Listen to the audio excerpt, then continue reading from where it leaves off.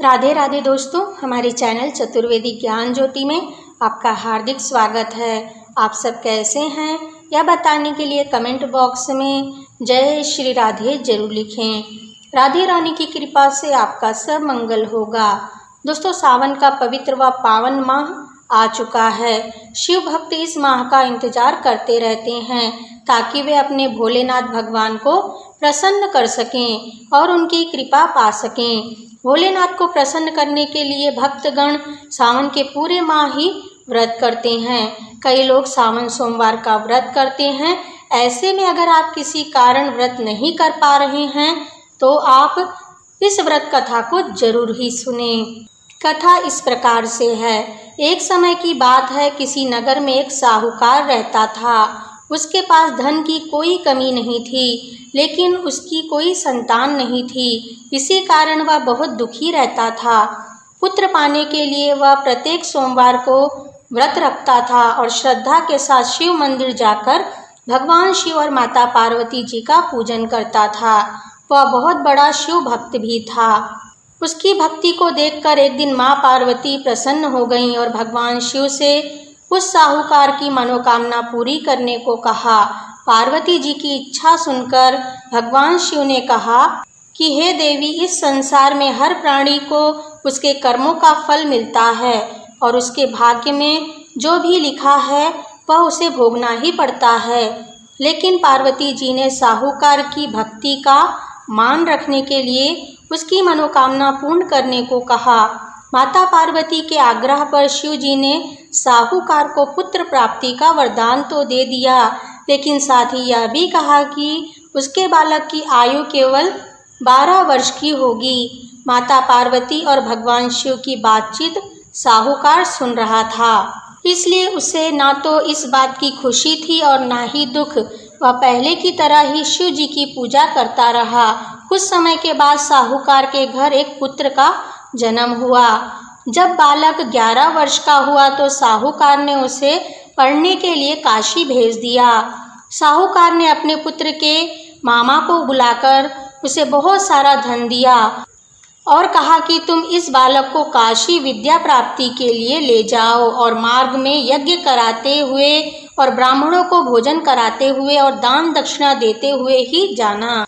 दोनों मामा भांजे यज्ञ कराते और ब्राह्मणों को दान दक्षिणा देते काशी की ओर चल पड़े। रास्ते में एक नगर पड़ा जहां नगर के राजा की कन्या का विवाह था। जिस राजकुमार से उसका विवाह होने वाला था वह एक आंख से काना था। राजकुमार के पिता ने अपने पुत्र के काना होने की बात को छुपाने के लिए एक चाल सोची। उसके मन में एक विचार आया कि क्यों ना साहूकार के लड़के को दूल्हा बनाकर राजकुमारी से विवाह करा दूं। विवाह के बाद इसे धन देकर विदा कर दूंगा और राजकुमारी को अपने नगर ले जाऊंगा। फिर साहूकार के लड़के का विवाह राजकुमारी के साथ करा दिया। लेकिन साहूकार का पुत्र ईमानदार था। उसने अवसर पाकर राजकुमारी की चुन्नी के पल्ले पर लिखा कि तुम्हारा विवाह तो मेरे साथ हुआ है, लेकिन जिस राजकुमार के संग तुम्हें भेजा जाएगा वह एक आंख से काना है। मैं तो काशी पढ़ने जा रहा हूँ। जब राजकुमारी ने चुन्नी पर लिखी बातें पढ़ी तो उसने अपने माता पिता को यह बात बताई। राजा ने अपनी पुत्री को विदा नहीं किया, जिससे बारात वापस चली गई। दूसरी ओर साहूकार का लड़का और उसका मामा काशी पहुँचे और वहाँ पहुँचकर उन्होंने यज्ञ किया।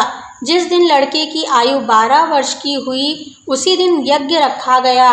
लड़के ने अपने मामा से कहा कि मेरी तबीयत ठीक नहीं है। मामा ने कहा तुम अंदर जाकर सो जाओ। शिव जी के वरदान अनुसार कुछ ही देर में उस बालक के प्राण निकल गए। भांजे को देखकर उसके मामा ने विलाप शुरू कर दिया। संयोगवश उसी समय शिव जी और माता पार्वती उधर से जा रहे थे। पार्वती जी ने भगवान शिव से कहा, स्वामी, मुझे इसके रोने का स्वर सहन नहीं हो रहा है। आप इस व्यक्ति के कष्ट दूर करें। जब शिव जी बालक के समीप गए तो बोले कि यह उसी साहूकार का पुत्र है जिसे मैंने 12 वर्ष की आयु का वरदान दिया था। अब इसकी आयु पूरी हो चुकी है। लेकिन मातृत्व भाव से विभोर माता पार्वती ने कहा कि हे महादेव, आप इस बालक को और आयु देने की कृपा करें, अन्यथा इसके माता पिता इसके वियोग में तड़प तड़प कर मर जाएंगे। माता पार्वती के आग्रह पर भगवान शिव ने उस लड़के को जीवित होने का वरदान दिया। शिव जी की कृपा से वह बालक जीवित हो गया। शिक्षा प्राप्त कर बालक अपने मामा के साथ अपने नगर की ओर चल दिया। दोनों चलते हुए उसी नगर में पहुँचे जहाँ उसका विवाह हुआ था। उस नगर में भी उन्होंने यज्ञ आयोजन किया। तब उस लड़के के ससुर ने उसे पहचान लिया और महल में ले जाकर उसकी खातिरदारी की और अपनी पुत्री को उसके साथ विदा किया। मामा ने नगर में पहुंचते ही एक दूत को घर भेजकर अपने आगमन की सूचना भेजी। अपने बेटे को जीवित पाकर लौटने की सूचना से व्यापारी साहूकार बहुत प्रसन्न हुआ। साहूकार अपनी पत्नी और मित्रों के साथ नगर के द्वार पर पहुंचा। अपने बेटे के विवाह का समाचार सुनकर पुत्र वधू राजकुमारी चंद्रिका को देखकर उसकी खुशी का ठिकाना न रहा। उसी रात भगवान शिव ने साहूकार को स्वप्न में आकर कहा, हे श्रेष्ठी, मैं तेरे सोमवार के व्रत करने और व्रत कथा सुनने से प्रसन्न होकर तेरे पुत्र को लंबी आयु का वरदान दिया है।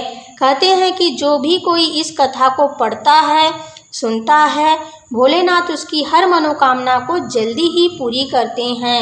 जय हो भोलेनाथ की। दोस्तों, आपको हमारा वीडियो कैसा लगा हमें कमेंट में लिखकर बताइए। वीडियो अच्छा लगा हो तो इसे लाइक और शेयर कीजिए। हमसे जुड़े रहने के लिए हमारे चैनल को सब्सक्राइब करके रखिए।